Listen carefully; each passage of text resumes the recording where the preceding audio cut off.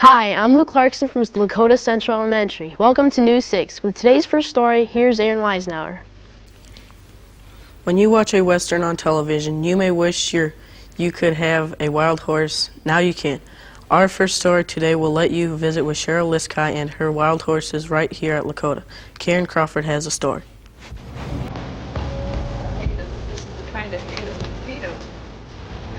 You don't have to go to the west to see wild horses. They are right here at Liskai's farm. Could you tell us what adopting a horse program is? The Adopt a Horse program was established to reduce the number of wild animals so that there was equal numbers for livestock and the wild animals on the government public lands. Where do the wild horses come from? The majority of the wild horses are found in Nevada. There are some throughout all the western states, California, Wyoming, and Utah. How do you care for your horses? When you first bring the horses home, they have only had grass on the range, so you don't want to upset their diet too much. So you start them out on a grass hay, and eventually after a few weeks work them into a better quality hay and grain. The horses are also marked with a freeze brand on their necks. This shows where the region they came from, their age, and their sex when they were captured.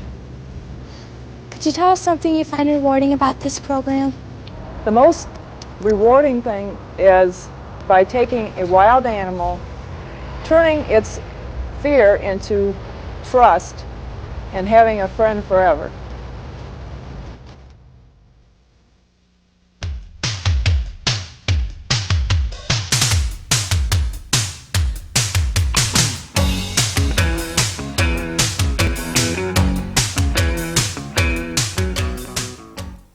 Today's News 6 is produced by the 6th grade class of Lakota Central Elementary School. The school is located in Rising Sun, which is about 15 miles southeast of Bowling Green. Rising Sun was founded in 1834 and has a population of about 700. It is easy to forget what it was like before the automobile became the common means of transportation. News 6 has recently interviewed Mr. William Few, a man who will help us remember the past with his buggies. Here's Krista Holland with the story.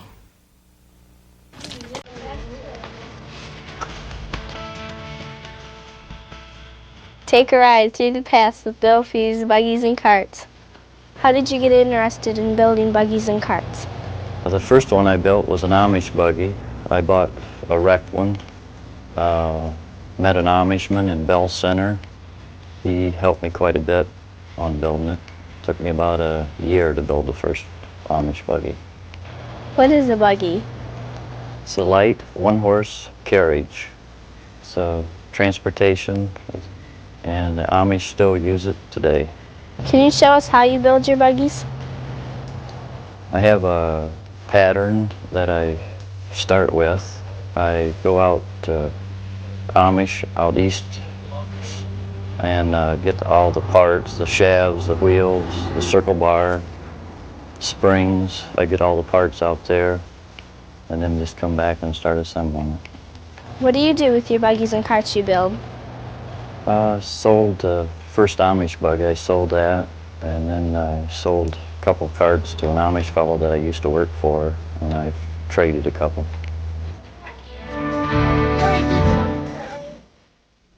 Have you ever wondered what it was like in the 18th or 19th century? This week's Kids View question asked the 6th graders about their favorite century back in time. Here's what we found out. Hi, I'm Aaron Howe, reporting for Kids View. Today's question is, if you could go back in time, to what decade or century would you go and why? If I could go back to any century or decade, I'd go back to the 18th century to see the colonization of America. If I could go back in time, I would go back to the decade of the 1880s, catch Billy the Kid. If I could go back in time, I would go back to the 1800s to see what the schools were like. Our last story today will let you visit with Mr. Joel Dennis and learn about his unique occupation of restoring cars. Here's Amy Beeston with the story.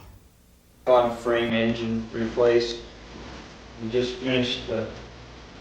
For most people, old cars can be a pain, but for Joel Dennis, old cars are fun. Can you tell us a little bit about your job? Well, our job is to reassemble and restore a car to practically better than original condition. We start with old cars up to including probably 73, 74 cars, and disassemble them down to the last nut and bolt, start over, repaint, refurbish, or replace everything that needs done till the car is as good as new for the customer.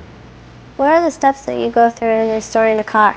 We'll research what the car should have looked like when it was new, and then disassemble the car a step at a time, taking pictures of it. And when we get down to the bare, nothing left of the car, at that time we start with painting, sandblasting, sanding, priming, refurbishing, replating until the car is one step at a time put back together the same way it was disassembled. How much does it cost to restore a car? Well, again, depending on how much needs to be done to it and how much the customer wants done, we'll do either a partial or a full restoration. Probably not any less than $5,000 to $8,000 up to around $30,000. Can you tell us about your most interesting restoration job? A couple of years ago, we did an older Pontiac, a 1930 Pontiac, that had been in a garage not 4 or 5 miles from here since in the early 40s, and the people that eventually had it restored, the car had belonged to her grandmother, and she had ridden in it as a little girl.